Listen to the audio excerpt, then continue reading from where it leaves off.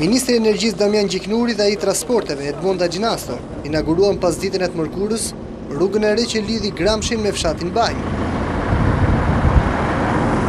Rruga është e gjatë 15 kilometra dhe do të shërbejë jo vetëm për hidrocentralin e Banjës, si një nga projektet më të mëdha energjetike në vend, por edhe për banorët e zonës.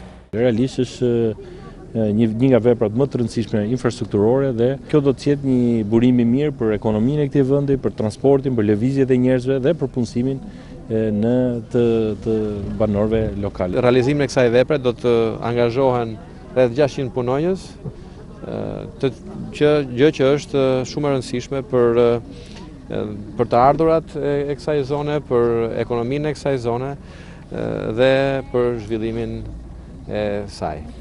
Rruga do të jetë 15 km e gjatë dhe 6 metra e gjerë, me 1.5 km urë mbi të dhe do të lidhë të gjithë komunat që ndodhen në këtë vijë.